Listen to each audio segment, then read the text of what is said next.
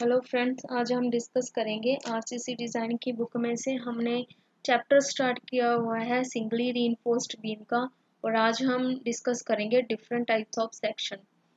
So first type of section आता है balance section, and second आता है अंडर रीइंफोर्स्ड, एंड थर्ड आता है हमारा ओवर रीइंफोर्स्ड सेक्शन। सबसे पहले बैलेंस सेक्शन क्या होता है।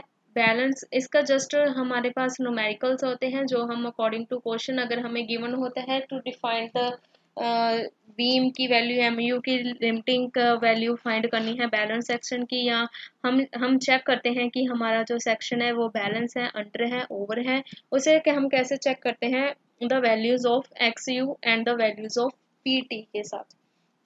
X you is the depth of neutral axis, वहां से उसे हम इक्वेट करते हैं एक्स यू मैक्सिमम के साथ, तो वहां से हमें पता चलता है कि हमारा कौन सा सेक्शन है। उसके अकॉर्डिंग हम उसका जो उसकी अल्टीमेट मूवमेंट ऑफ रेजिस्टेंस है वो फाइंड करते हैं। सो बेसिकली इसको अल्टीमेट मूवमेंट ऑफ रेजिस्टेंस यानी कि एमयू लिमिटिंग को फाइंड करने के लिए हम चेक करते हैं कि हमारा सेक्शन कौन सा है, बैलेंस्ड है, अंडर है या ओवर है। कैसे पता चलता है, एक्स यू की वैल्यू और एक्स यू मैक्सिमम की वैल्यू जहाँ हम फाइंड करते हैं पीटी की वैल्यू, जो हमारा परसेंटेज स्टील की वैल्यू होती है, उसे मैक्सिमम परसेंटेज ऑफ स्टील के साथ हम फाइंड करते हैं। सबसे पहले आता है बैलेंस सेक्शन। बैलेंस सेक्शन में आता है अगर तो हमारा एक्सयू की वैल्यू इज इक्वल टू आ गई एक्सयू मैक्सिमम के, x u is equal to एक्सयू maximum और p t is equal to p t limited, then the हमारा जो सेक्शन आता है वो आता है हमारा बैलेंस सेक्शन। ये हो गया हमारा बैलेंस सेक्शन। इसमें क्या है, वो जो हमारी एक्सयू की वैल्यू है वो है इज इक्वल टू एक्सयू मैक्सिमम, यहाँ से लेकर इसका जो डेप्थ ऑफ न्यूट्रल एक्सिस है वो इज इक्वल टू है maximum depth of neutral axis के। तो ये आता है हमारा बैलेंस सेक्शन। अगर बैलेंस सेक्शन हो तो मोमेंट ऑफ रेजिस्टेंस की हमारी जो वैल्यू आती है वो आती है सी इंटू जेड।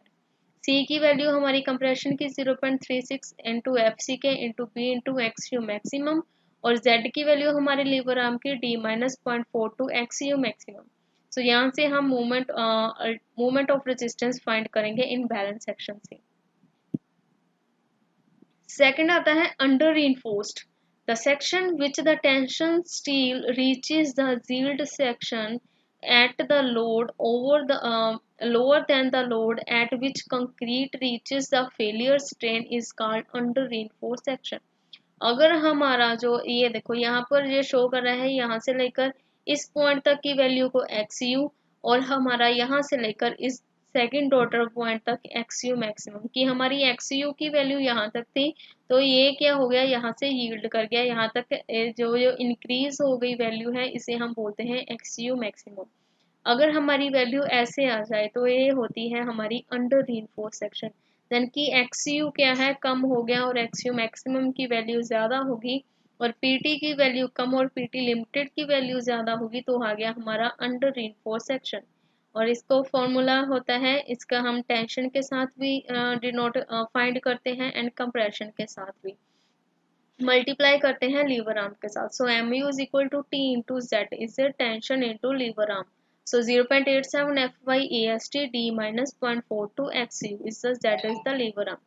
Then MU की value C into Z 0.36 FCK B into XU D minus 0.42 XU। ये है हमारी अल्टीमेट मूवमेंट फाइंड करने की वैल्यू।